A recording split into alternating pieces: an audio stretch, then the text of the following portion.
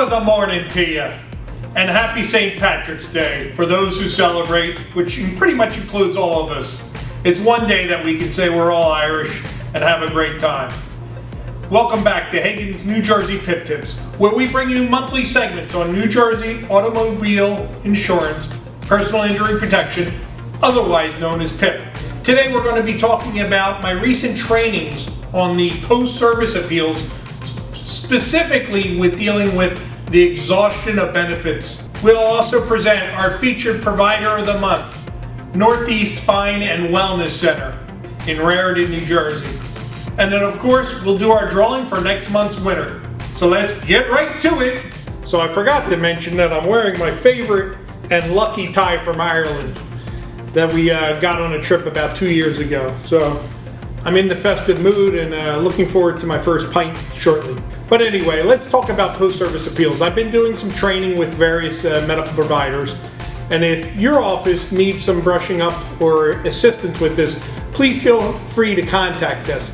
You can either call me at 732-722-2911, or you can email me at sean@seanhaganlaw.com. Now, you can certainly talk to me over the phone, but I'm more than happy to also to come out and train your staff.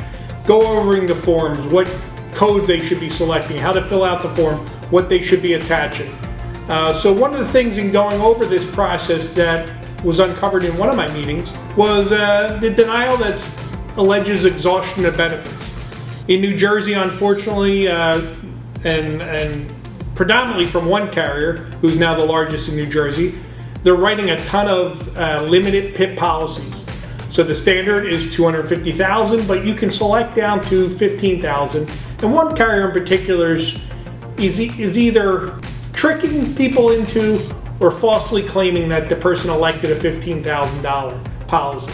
But regardless, so if you get a denial as a medical provider that says the benefits have been exhausted, most of you often give up there and will just either turn to the patient, or if the patient has an attorney, the patient's attorney. And this isn't a bad thing to do, but what I suggest is you also file a post-service appeal in response to that EOB. Now, the question becomes, what are you appealing? So obviously the answer is the exhaustion, but if you look at the mandatory form, the New Jersey PIP post-service appeal form, there's no options for exhausted policy. So there's an argument that can certainly be made, and I think it's valid, that you don't have to do an appeal to protect your assignment of benefits in order to go to arbitration when it's dealing with an exhaustion of benefits. But I would submit that you should, one, to be extra safe, should do the appeal, and two, hopefully get an answer. So what I suggest you doing is in box 33 on the bill level appeal, you indicate codes 1 through 10. And then under box 38, under the line level appeal, indicate codes A through S. So this is going to wrap in all the potential appeals.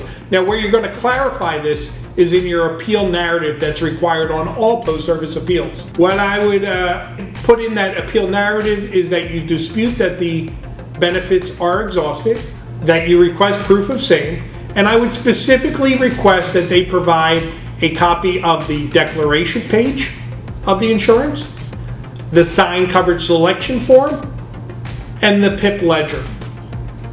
Additionally, even if it turns out it is a limited policy and that limit has been paid up, there are 2 times where you can expand the policy, and it's by law, and it's also in the plan, in the policy.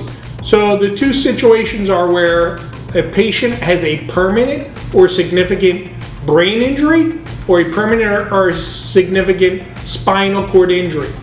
So if either of these apply to your patient, you need to document it in the records and specifically indicate in the appeal narrative that it's for a permanent or significant brain or spinal cord injury. Again, the medical record's got to support it. The second criteria is for any other type of significant or permanent injury to any body part immediately following the accident while in a trauma center or acute care hospital until that patient is no longer in dire need. I'll just, so I don't misstate it, I will read the language. The language says, a permanent or significant injury rendered at a trauma center or acute care hospital immediately following the accident and until the patient is stable, no longer requires critical care, and can be safely discharged or transferred to another facility. So the first exception deals with specifically a permanent or significant spinal cord or brain injury. That can be done anywhere. It doesn't have to be in a trauma center or an acute care hospital. The second one requires it to be in a trauma center or an acute care hospital and immediately following the accident until the patient becomes stable. So if you have either of those situations, please include that in your appeal narrative and attach the medical records to justify it. So the client I met with the other day has doctors that often see patients through the hospital, often sees trauma, and so when I pointed that out to them, they know that they can go. So even if the person has a $15,000 policy, they'll get benefits up to $250,000 when those two criteria, either of those two criteria are met. I've had cases where there is a cervical spinal cord injury, where there's an indentation, compression on the spinal cord, and the patient needs a disectomy and a fusion, and the diagnostics show that it's an injury or compression to the spinal cord.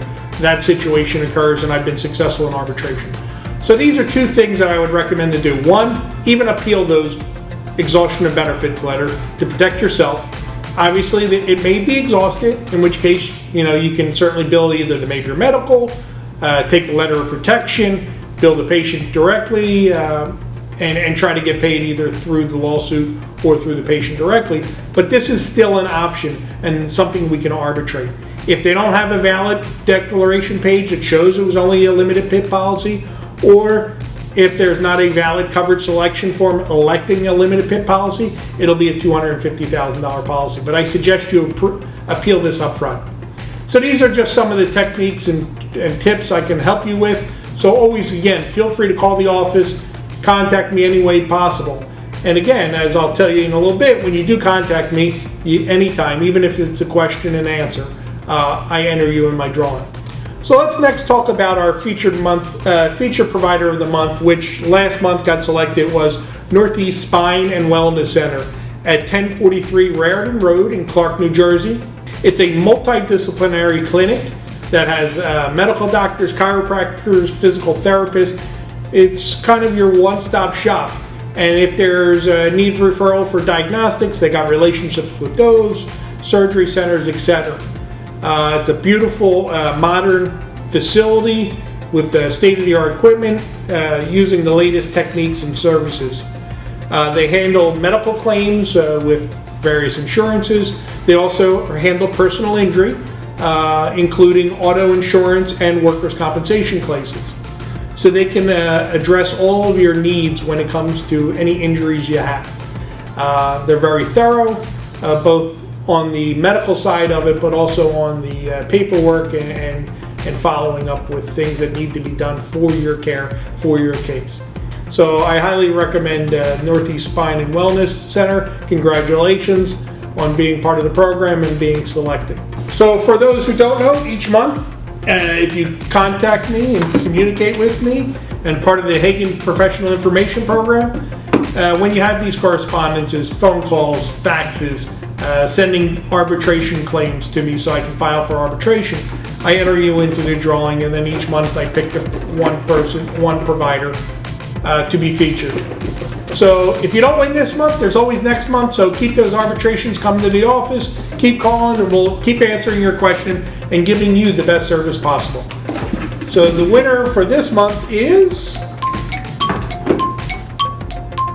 Landis Spine Center. Congratulations, Landis Spine Center. I'll be in touch with you for next month's video, and look forward to speaking to you. Well, we hope you enjoyed today's video. Please like, share, and subscribe to the links below. And if you get a chance, please have a pint in my behalf. As always, we're never too busy for your kind PIP and personal injury referrals. Thank you, and God bless.